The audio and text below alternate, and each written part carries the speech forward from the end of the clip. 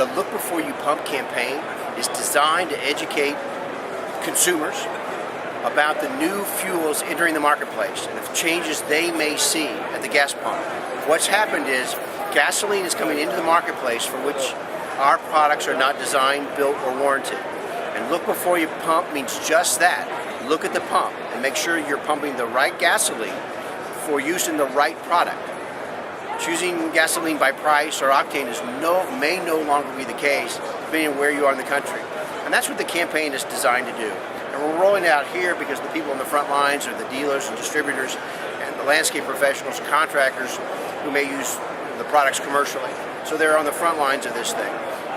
And so what we need to do is educate them about changes in the marketplace. Because the only warning a user gets is a small 3x3 pump label. And we believe that's inadequate. That's why you have Look Before You Pump. We have a new fuel, it's called E15. The current legal fuel in the marketplace is any gallon of gasoline containing up to 10% ethanol. All the equipment in this building today is designed, built, and warranted to run on that fuel, and no fuel containing more than that. Well, the challenge is the EPA has said we've got to find a way to shove ethanol into the marketplace. We're going to allow E15 for a subset of automobiles. Note that no automaker has said that's okay. In fact, automakers, our industry, and marine manufacturers have been in the federal court system since that decision was announced a few years ago, trying to prevent that, because what's going to happen is misfueling.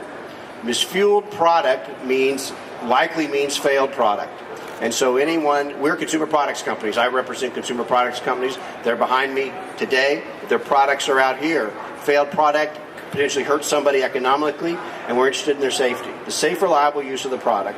And so what has happened is, this is a long, complicated story, multiple-year story. The sole education that 150 million people will get, educating them on new fuels in the marketplace, is a 3x3 pump label. That's it.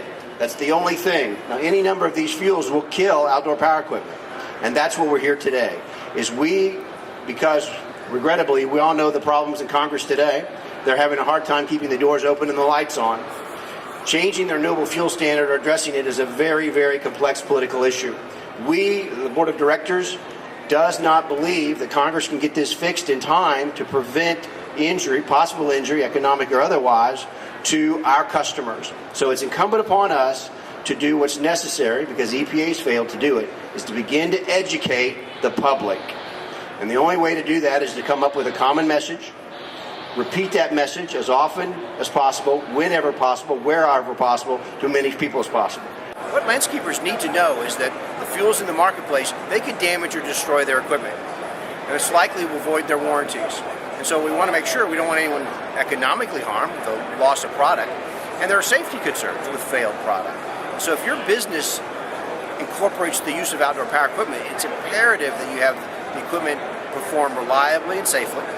And so that's what this is doing, is that we're designing a particular product for a particular fuel, and we want to make sure the folks who use it, like your landscapers, get the right fuel. Because a failed product for those folks means somebody's not working. I get a lot of questions in terms of why all of this. Why don't you just let E15 go into the marketplace and it would be the absolute greatest replacement cycle known to this industry? And the fact is, it's all about the consumer. It's not about companies making money and everything else. It's about delivering to the consumer what they paid for. And so when you look at the 250 million products that are out there, consumers have an expectation that their equipment is going to work, and it's going to work with fuels that are readily available. And that's really the reason for this whole campaign. As a board, about 3 years ago, we saw this situation coming. And as a board, we try to be very proactive. And what we did is we put together a task force committee that has taken this issue up for about the last 18 months. I applaud the committee for what they came up with. When you look at this campaign, it's very simple. It communicates what we want to communicate to make sure that consumers are not misfueling along the way. I'd like to thank the board, because it's the board's direction that ultimately caused us to get to this point. The problem is that when misfueling happens, and at Briggs we've done a lot of testing, the engines will fail. And whether it's a two-stroke engine or a four-stroke engine, it doesn't matter. These engines are not designed to run on anything above E10.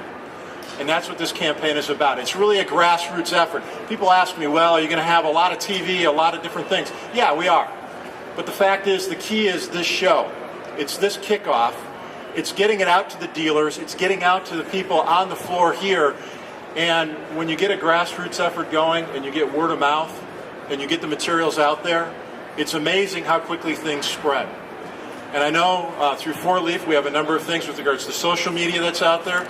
We got a hashtag, look before you pump, hashtag that's out there. So we're hoping to get it out in social media as well. There's a lot of things we're doing.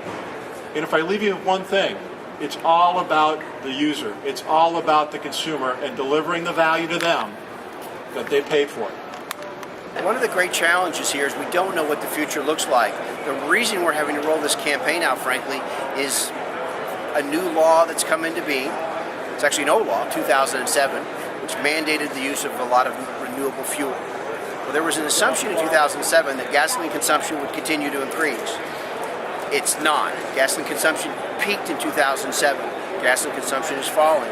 What's happened is the law says you have to use so much ethanol or so much biofuels, and there's not enough gasoline to go around. So you're bringing fuels into the marketplace which have more ethanol in them for which most product is not designed. Just a subset of the automobile fleet. Remember, just some flex fuel automobiles can use this fuel. Well, do folks know what a flex fuel automobile is and what fuels are appropriate for a flex fuel automobile and what's appropriate for everything else? Probably all these changes in the marketplace, there's very little education about it. So it's incumbent upon us to educate our consumers. I think a couple of things to clarify. First of all, our industry, our manufacturers are not anti-ethanol. I think that's a bit of a misconception that somehow has gotten out in the public. What we're concerned with is anything over E10. Now, this lovely young lady here in the center, Suzanne, would you just step forward, please, from 4Leaf Communications from Charlottesville, Virginia, has done a lot of research on our behalf. By the way, she's from Charlottesville, as I mentioned, home of the world-famous University of Virginia Cavaliers. But Suzanne's research in conjunction with the Harris Group has shown that 91% of people purchase their gasoline based solely on price.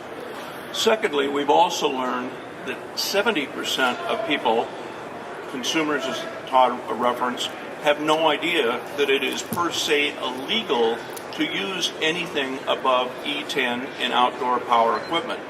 And this is just not a problem for our industry. This also transcends motorcycles, the marine people.